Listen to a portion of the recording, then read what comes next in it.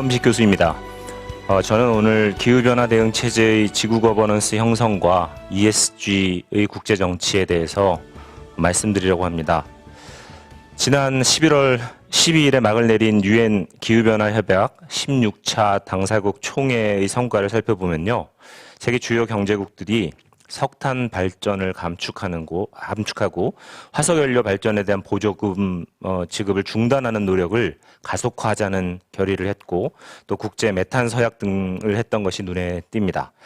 하지만 이번 회의에서도 선진국과 개도국 간의 입장 차로 인해서 불협화음은 재현되었고 회의 막바지에 미중 공동선언으로 겨우 고비를 넘기면서 이 회의를 건져낼 수 있었지만 사실 중국은 온실가스 감축 목표 상향 조정 및 메탄 서약의 불참 의지를 표명하는 그런 모습을 보임으로써 한계가 노정되어 있었습니다.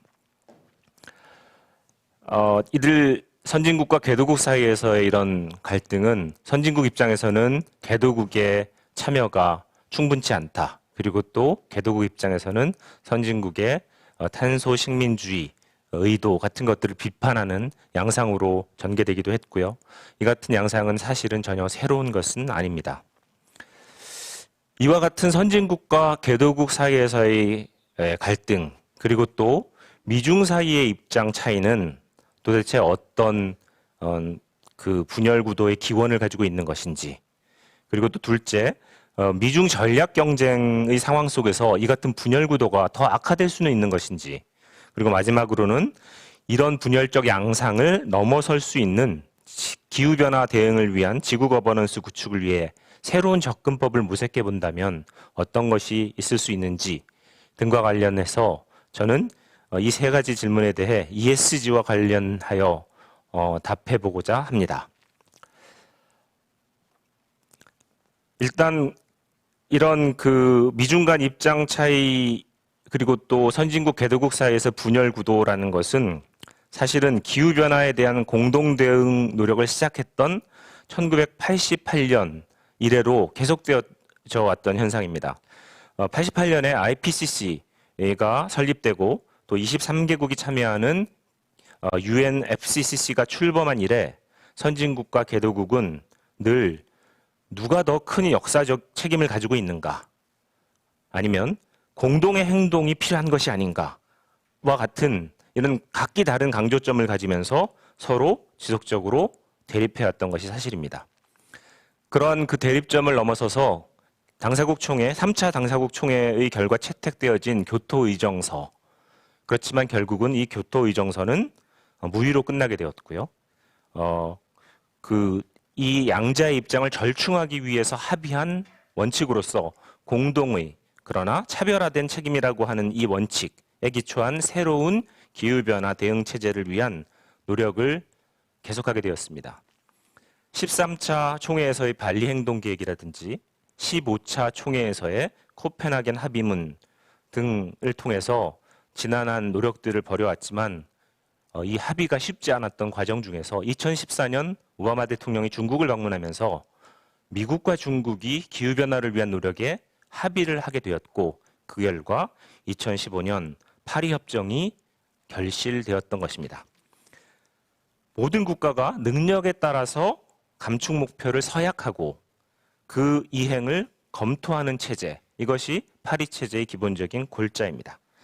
하지만 지구 기온의 온도 상승을 1.5도 이내에 제한하기 위해서 대담하고 충분한 국가 결정 기여 목표가 제시되지 못했던 것이 사실이고요. 또 선진국의 개도국의 어떤 변화를 지원하기 위한 재원 마련도 불충분한 상황에서 선진국과 후발국의 대립은 해소되지 않고 있는 실정입니다. 그렇다면 어떤 논점이 미국과 중국의 그 대립점이 되고 있고 이런 대립점 중에서 어떤 부분이 미중 전략 경쟁과 더불어서 더 상황을 악화시킬 수 있는 부분인지에 대해서 말씀드려 보겠습니다. 미중 전략 경쟁이 고조되어지고 있는 현재의 상황에서 양국은 기후변화 대응을 위한 지구 거버넌스 구축 과제를 풀어갈 어떤 가장 중요한 두 행위자로서의 책임을 무겁게 느껴야 합니다. 그리고 실제로 이 부분에 관련해서 미국과 중국은 다양한 측면에서 대립을 하지만 이 판을 깨지 않기 위한 노력들을 하고 있죠. 양국은 책임 분담에 있어서의 우선순위, 그리고 감축의 기준, 그리고 또 기타 기술 이전 등과 관련되어진 여러 측면에서 상이한 입장을 가지고 대립하고 있는 것이 사실입니다. 그렇지만 미중 간의 합의와 조정은 향후 기후변화 대응 지구 거버넌스의 형성에서 아주 중요한 축이 될 것은 분명합니다. 그런데 중요한 것은 결국 결정적인 합의가 좀처럼 나오고 있지 못하다는 점입니다. 특히 최근 변화 중에서 우리가 주목해야 할 부분은 유럽을 중심으로 탄소세와 탄소 국경 조정이라고 하는 카드가 본격적으로 논의되기 시작되었다는 것인데요. 서방과 미국이 기후변화 대응을 위한 탄소세 그리고 탄소 국경 조정에 대한 논의를 가속화하면서 이것이 수출에 대한 의존도가 큰 중국 경제에 굉장히 민감한 사안으로 떠오르고 있는 것이 사실입니다. 만약에 미국이 자기와 뜻을 같이 하는 국가들과 연합해서 기후 연대를 조직하고 탄소세와 탄소 국경 조정을 본격적으로 만약에 추진한다라고 할 경우, 그래서 그것을 중국을 압박하는 수단으로 사용하게 될 경우 기후변화 대응을 위한 이슈는 지구적인 합의 그리고 공동의 미래를 위한 협력이라는 수식어로는 도저히 서술될 수 없는, 그리고 더 나아가서 미국과 중국 사이의 전략 경쟁의 열점이 될 가능성이 매우 높습니다. 따라서 이 부분의 추이를 우리가 주의 깊게 살펴볼 필요가 있고요. 그 밖에도 친환경 기술 개발이라든가 기후 관련 표준 설정 문제에서도 양국은 상당히 경쟁할 수 있는 소지가 다분히 높습니다. 개발과 발전의 목표라는 것을 포기하기 어려운 중국의 높은 석탄 의존성과 그에 대한 그 투자 이런 것 관련해서 사실 바이든 대통령은 이런 그 중국의 행동들을 그린워싱이라고 비난하기도 했죠. 결국은 미중 협력이라는 것은 지구적 기후 대응 체제를 구축함에 있어서 핵심적인 논점이 될 것이고, 이런 전략 경쟁 때문에 오는 여러 가지 난점 때문에 공조가 와해되어지고 이 지구 거버넌스의 형성에 있어서 매우 어려운 상황이 발생할 수 있다는 것이 현재의 우려 상황입니다. 그렇다면 이런 그 기후변화 대응과 관련해서 선진국, 개도국 사이에서 이런 입장 차이가 있고 미중 전략 경쟁의 부정적인 여파가 이렇게 우려되고 있는 상황에서 새로운 접근법은 없는 것인가? 라는 의문이 제기될 수 있습니다.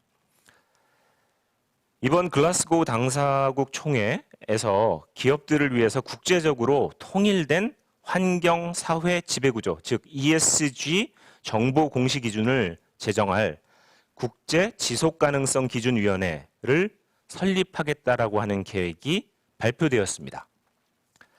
기후변화에 초점을 맞춘 새로운 기업 공시의 국제적인 기준을 만드는 작업이 예고된 것입니다. 조금 더 구체적으로 살펴보면요. 국제금융안전위원회 FSB라고 하는 이 그 금융안전위원회에서 TCFD라고 하는 이 태스크포스를 만들어서 이 국제적인 공용 기준을 만드는 작업을 진행할 것으로 알려져 있는데요. 이들은 온실가스 배출량 관련되어진 정보 공시, 그리고 기후변화 대응을 위한 기업의 목표 설정, 그리고 기후변화 대응 관련 기업 지배구조 및 리스크 관리에 대한 공시 의무를 매우 엄격하게 제시하고 있는 것으로 알려져 있습니다. 스스로 배출한 배출량 스코프 1과 그리고 또 자신이 구입한 전기 구입에서 발생한 타 기업의 배출량 스코프 2, 그리고 또 그런 것들을 포괄적으로 운송하는 체제 속에서 발생하는 스코프 3는 물론이고, 이런 것들을 제3자 검증을 통해서 이 모든 것들이 제대로 공시되어야 한다라는 이런 권고안을 발표했는데, 이런 기준이 결국 새롭게 만들어지는 국제적인 ESG 국제 공시 제도의 기준이 될 가능성이 높다라고 관측되고 있습니다. 이 같은 국제적인 표준을 만드는 작업 이외에도 기업들의 신재생에너지 사용 장려를 위한 리뉴어블 에너지 100 이니셔티브를 통한 노력도 지구적 에너지 전환 그리고 저탄소 미래로의 가속화를 표방하면서 기업들의 변화를 촉구하고 있죠.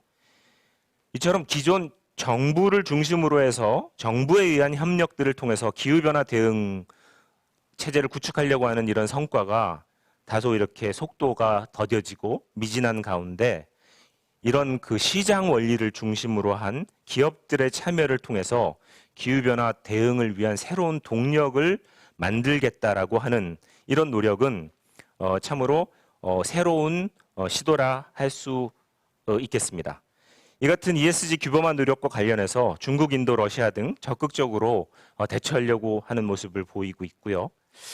따라서 정리해 보자면 ESG 관련된 그 표준 경쟁은 국가 주도의 거버넌스 형성이 아니라 민간과 시장 중심으로 한 형태로 나타날 가능성이 큽니다.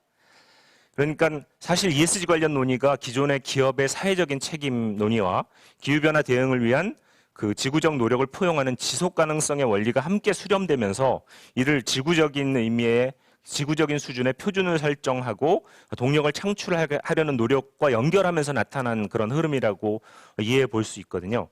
따라서 이 같은 이 ESG 국제 정치에 있어서 중요한 그 기준이 되는 몇 가지 이 원칙을 말씀드리자면 환경에 있어서는 공동의 그러나 차별화된 책임의 원칙과 지속 가능한 개발 목표를 적용하는 것. 그리고 S, 사회와 관련해서는 선진국 후발국 사회에서 빈부격차 해소, 그리고 경제발전 목표, SDG와 관련되어진 실천, 그리고 기후변화 대응 역량 지원 체제 구축 등과 같은 공진적인 고려. 그리고 G와 관련해서는 신기후 체제에서 민관 파트너십 구축과 민주적이고 미래적인 지구 거버넌스 구축을 위한 노력들이 대단히 중요해 보입니다. 이러한 과정을 통해서 ESG의 국제 정치는 배제적인 과정이 되어서는 안 되고 포용적이고 협력적인 지구 거버넌스를 향한 노력이 되어야 할 것입니다. 사실 그 시장 원리로부터 친환경 동력을 창출하고 이것을 기업의 이익으로 연결시키는 경제적 효과 그리고 또 사회적 효과를 동시에 충족시키는 원리를 창출하는 것이 ESG 국제정치 설계의 가장 핵심적인 개념이 되어야 할 것입니다. 이 같은 ESG 국제정치 과정에서 한국은 무엇을 할 수 있을까요? 한국은 사실 그 중견국 리더십을 발휘할 수 있는 자신의 위상을 10분 활용해야 하고요.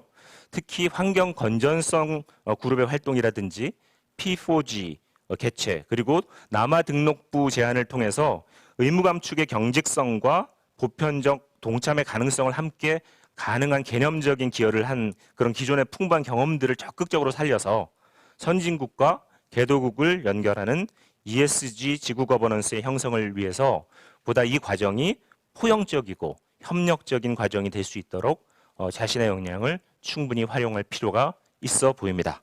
이것으로 제 강연을 마치도록 하겠습니다. 고맙습니다.